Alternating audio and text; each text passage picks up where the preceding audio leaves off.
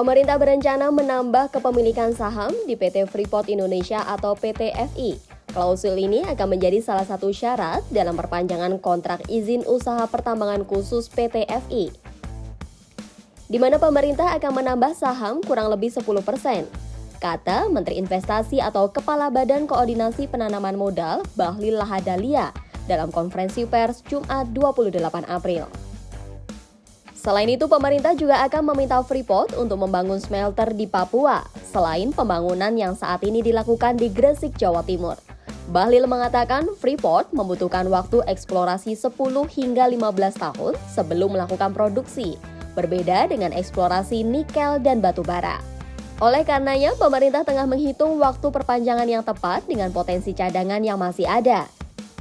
Jangan sampai pada 2035 produksi menurun, harus terus naik, apalagi kepemilikan saham Indonesia 51% di Freeport. Kedepan, dengan negosiasi kalau tambah 10% sudah mencapai 60%, kata Bahlil Lahadalia. Dengan dividen yang disetorkan kepada BUMN sekitar 1,3 US dollar hingga 1,4 miliar US dollar, maka break-even point dari pengambil alihan 51,2% saham Freeport akan terjadi pada 2024.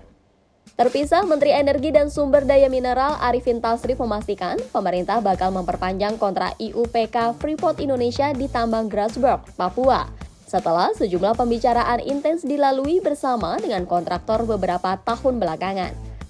Pemerintah akan berikan perpanjangan, kita harus siapkan aturan-aturannya, kan kita masih terus dalami, kata Menteri Energi dan Sumber Daya Mineral Arifin Tasrif.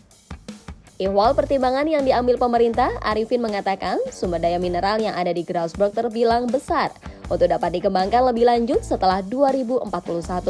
Arifin menambahkan komitmen pemerintah untuk memperpanjang IUPK dari PT FI itu diharapkan dapat memberi kepastian investasi lanjutan dalam jangka panjang mengelola potensi sumber daya melimpah di salah satu blok tambang tembaga terbesar di dunia tersebut.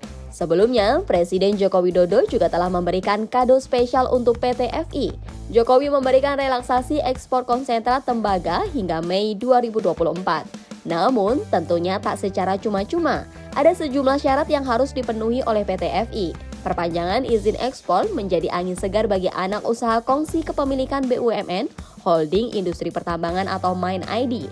Dengan Freeport-McMoRan Inc. itu, pasalnya, kebijakan moratorium ekspor mineral mentah yang berlaku pada Juni 2023 sebagaimana amanat Undang-Undang Nomor 3 Tahun 2020 tentang pertambangan mineral dan batu bara dikhawatirkan membuat produksi PT FI terancam terhenti.